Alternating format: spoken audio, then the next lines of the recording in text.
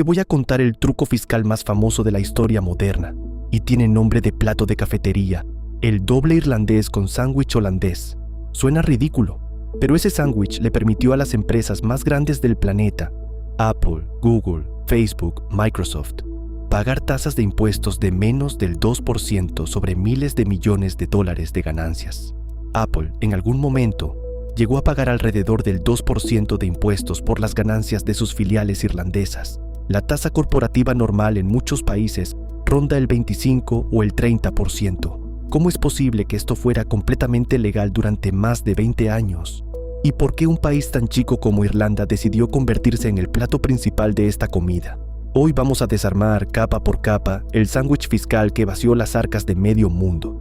Y al final vas a entender por qué cerrarlo no terminó con el problema, solo lo hizo más difícil de ver. Para entender el truco, primero hay que entender a Irlanda. En los años 80, Irlanda era uno de los países más pobres de Europa Occidental. Emigración masiva, desempleo altísimo, casi sin industria propia. Y entonces tomaron una decisión que cambió su historia. Si no tenían recursos naturales ni grandes fábricas, iban a vender lo único que podían fabricar a voluntad, un régimen fiscal irresistible. El corazón de la estrategia fue su tasa de impuesto corporativo, 12,5% sobre los ingresos de actividad empresarial, menos de la mitad de lo que cobraban sus vecinos europeos. Esa sola cifra atrajo a cientos de multinacionales, pero la tasa baja era apenas la puerta de entrada. El verdadero imán, el que hizo que Irlanda recaudara la propiedad intelectual de medio Silicon Valley, fue un vacío legal mucho más sofisticado, un vacío que se aprovechaba de una pregunta aparentemente inocente: ¿dónde vive fiscalmente una empresa?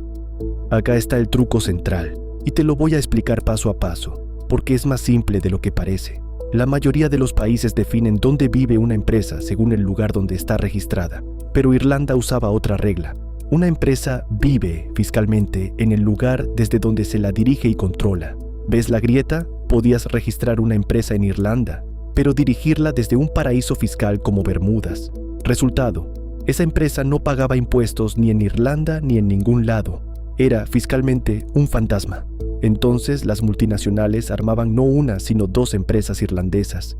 De ahí el nombre doble irlandés. La primera empresa, registrada en Irlanda pero controlada desde Bermudas, era la dueña de toda la propiedad intelectual. Las patentes, las marcas, el código, los algoritmos, toda la joya de la corona. La segunda empresa sí operaba de verdad en Irlanda. Vendía los productos en Europa y le pagaba a la primera una fortuna en regalías por usar esa propiedad intelectual. ¿Qué lograban con esto?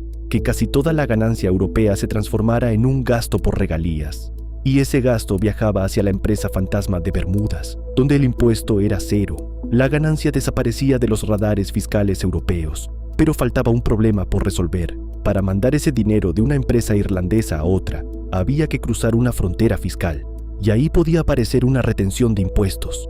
La solución fue agregarle al sándwich una rebanada más. Acá entra Países Bajos, y acá el nombre del truco cobra todo su sentido. En lugar de mandar el dinero directamente de una empresa irlandesa a la otra, lo hacían pasar por una empresa intermedia en Holanda. ¿Por qué? Porque la Unión Europea tiene reglas que permiten que el dinero fluya entre ciertas empresas europeas sin pagar retenciones. Holanda era el lugar perfecto para esa escala técnica. El dinero entraba a la rebanada holandesa por un lado y salía por el otro, prácticamente sin tocar impuesto alguno, rumbo a Bermudas. Las dos tapas irlandesas, la rebanada holandesa en el medio, el doble irlandés con sándwich holandés. El resultado de toda esta arquitectura era brutal. En 2010, se calculaba que estas estructuras escondían alrededor de $100,000 millones por año en ganancias de multinacionales estadounidenses, fuera del alcance de cualquier fisco. Y todo, insisto, completamente legal. No había evasión, había algo más sofisticado: elusión. Usar las reglas tal como estaban escritas, llevándolas hasta su límite más absurdo. El caso más resonante fue el de Apple, y terminó en una pelea histórica con la propia Unión Europea.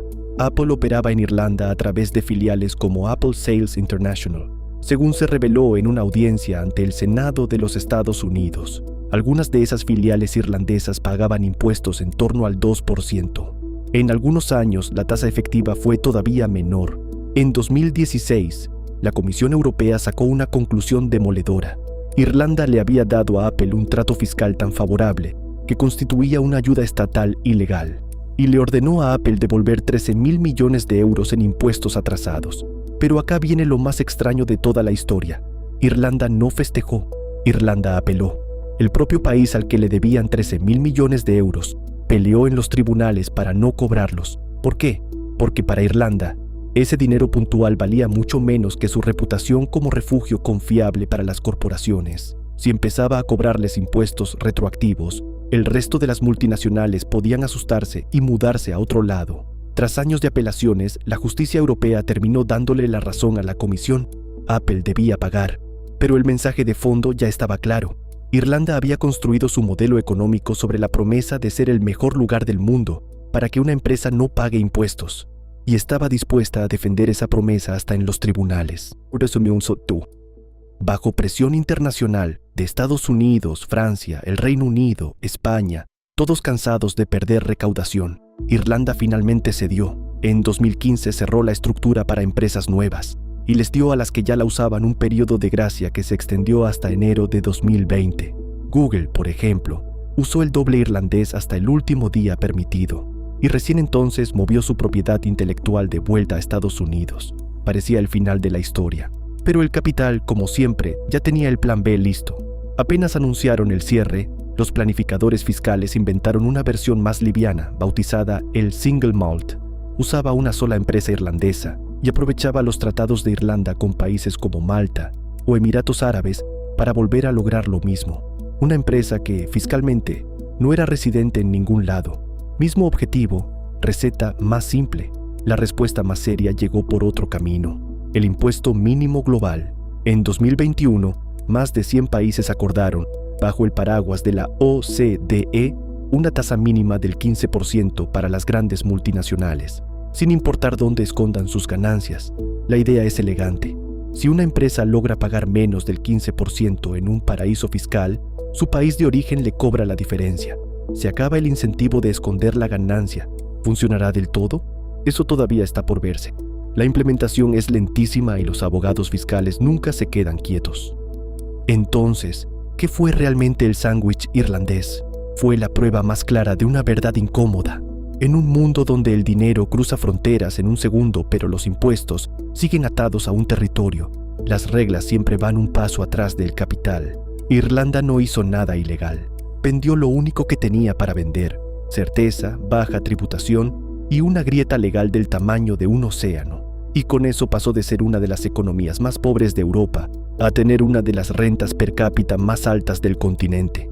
El doble irlandés está cerrado, pero la pregunta de fondo sigue completamente abierta. Mientras existan países dispuestos a competir bajando impuestos, ¿se puede realmente impedir que las corporaciones busquen el plato más barato del menú? Ahora quiero leerte a vos. ¿Te parece que Irlanda fue una jugadora inteligente que aprovechó las reglas o una cómplice de una competencia desleal entre países? Déjamelo en los comentarios. Nos vemos en el próximo video.